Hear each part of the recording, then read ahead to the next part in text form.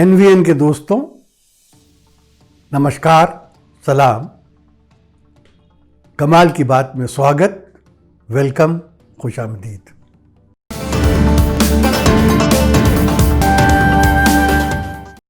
दोस्तों, जैसा कि आप जानते हैं, अमेरिकन कांग्रेस ने प्रेसिडेंट डोनाल्ड ट्रंप के खिलाफ इम्पीचमेंट का रेजोल्यूशन पास कर दिया। इम्पीचमेंट यानी महाभियोग, यानी मुवाखज़ा।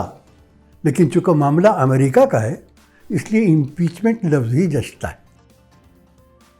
कांग्रेस ने 197 के मुकाबले में 232 वोटों से ट्रंप को इम्पीच किया जाना मंजूर कर लिया है। The ayes are 232, the nays are 197. The resolution is adopted. Without objection, the motion to reconsider is laid upon the table. दोस्तों, संस्कृत की वो मशहूर कहावत तो आपने सुनी होगी कि विनाश काले विपरीत बुद्धि, यानी जब बुरा वक्त आता है तो अकल पहले चौपट हो जाती है।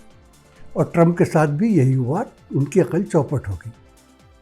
उनके पास एक सुनहरा मौका था कि वो अपने कॉन्स्टिट्यूशन की एक क्लॉज का फ़ायदा उठाकर अपने सारे कसूर माफ़ कर देते, मगर वो तो दूसरा इलेक्शन लड़ना चाहते थे, तो उन्होंने उस सहूलत को अवेल नहीं किया, उससे फ़ायदा नहीं उठाया।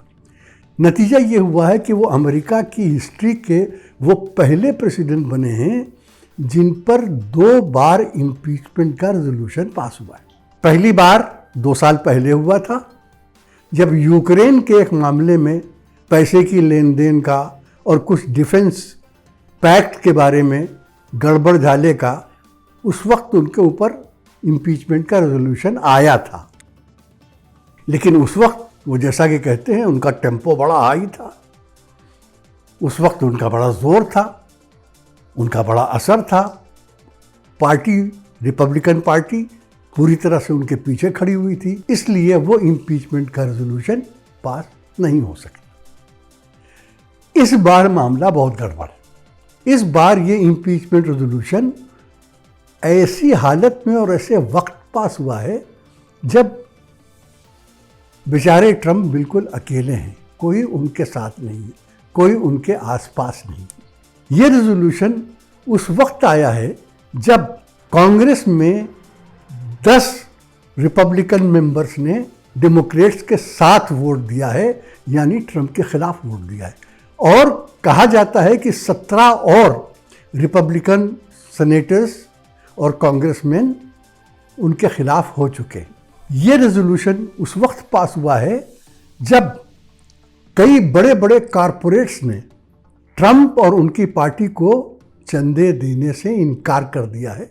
ऐसे कॉरपोरेट्स जो बहुत बड़े बड़े चंदे दिया करते थे, जैसे अमेज़ॉन, जैसे अमेरिकन एयरलाइंस, जैसे अमेरिकन एक्सप्रेस, जैसे एप्पल, इस तरह के बड़े बड़े कॉरपोरेट्स ने ये कहा है कि अब वो रिपब्लिकन पार्टी और ट्रंप को चंदा नहीं देंगे।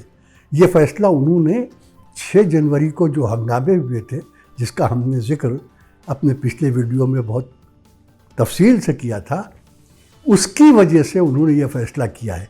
बल्कि एक कॉरपोरेट ने तो एक रिपब्लिकन सेनेटर को जो चंदा दिया था वो वापस मांग लिया है। तो इस वक्त उनको पैसे की बड़ी तंगी है। फिर ट्विटर ने उनका अकाउंट बंद कर दिया है, फेसबुक ने उनका अकाउंट बंद कर दिया है, इंस्टाग्राम ने उन पर बैन लगा दिया है।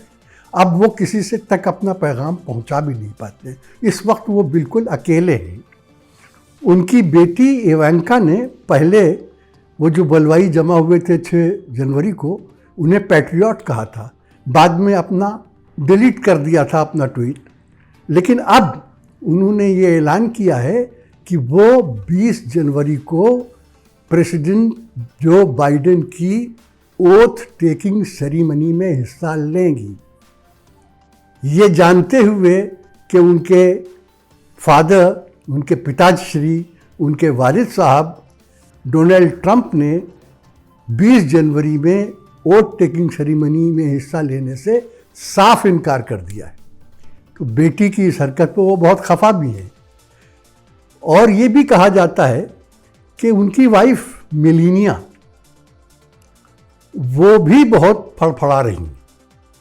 मेरे पास कोई कंफर्म चीज़ तो नहीं है, मैं तस्दीक नहीं कर सकता, लेकिन अमेरिका के बड़े बड़े हलकों में, बड़े बड़े सर्कल्स में ये कहा जा रहा है कि प्रेसिडेंट ट्रंप जब प्रेसिडेंट बने थे तो उस वक्त भी उनकी बीवी से ताल्लुकात बहुत अच्छे नहीं थे, लेकिन उस वक्त दोनों में एक पैक्ट हो गया था कि जब तक डोनाल्ड ट्रंप प्रेसिडेंट रहेंगे तब तक मेलानिया न उनसे अलग होंगी न उनके खिलाफ कोई स्टेटमेंट देंगी। अब वो उस पैक्ट की पाबंदी करेंगे नहीं करेंगी ये कहना मुश्किल है, लेकिन उनको ट्रंप ने जो भी पोस्ट दी थी अपनी बीवी को, अपने बेटियों को, अपने दामाद को, अपने लड़कों को, उन्होंने उन सब से रिज़ाइन कर दिया।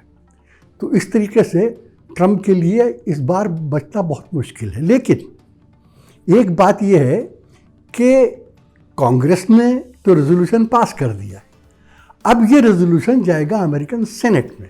पिछली बार जब इम्पीचमेंट हुआ था तो सेनेट में रिपब्लिकन्स की मेजॉरिटी थी।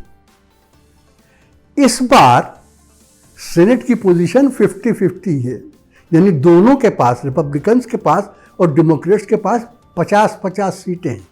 तो अब ये जाएगा सेनेट में मामला, तो सेनेट में बहस होगी, बहस होने के बाद फिर रेजोल्यूशन पास होगा।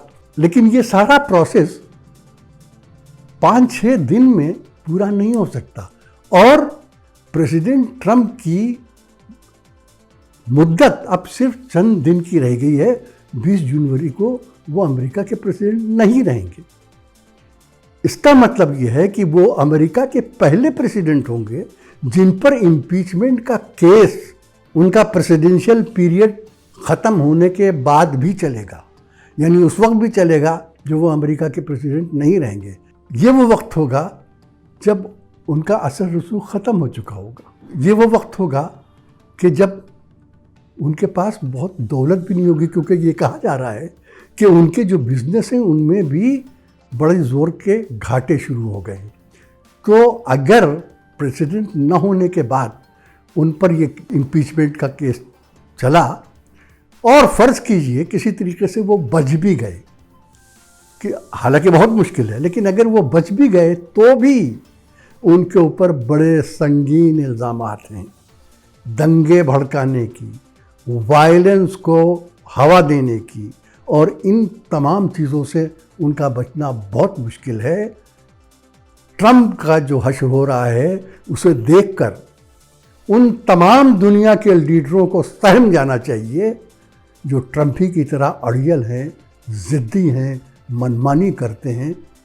नैन्सी पेलोसी जो स्पीकर हैं अमेरिकन कांग्रेस की, उन्होंने जब रेजोल्यूशन पास हो गया तो उन्होंने बताया कि डोनाल्ड ट्रंप अमेरिका का वो प्रेसिडेंट है जिसने सेनेट के अंदर भी झूठ बोला है, सेनेट का बाहर भी झूठ बोला है, जो झूठ बोलता रहा, रोज़ बोलता रहा, बार बार बोलता रहा। तो ऐसे तमाम लीडरों को ये जान लेना चाहिए कि एक दिन इस हठधर्मी का, इस ज़िद का, इस अड़ियलपन का वही अंजाम होता है जो डोनाल्ड ट्रंप का होने वाला है। आज की बात दोस्तों यहीं ख़त्म करते हैं। अगले वीडियो में फिर मिलेंगे। अगले वीडियो में हम मिलेंगे तो हम किसान आंदोलन पर बात करेंगे। तब तक के लिए जय हिंद, खुदा हाफिज़।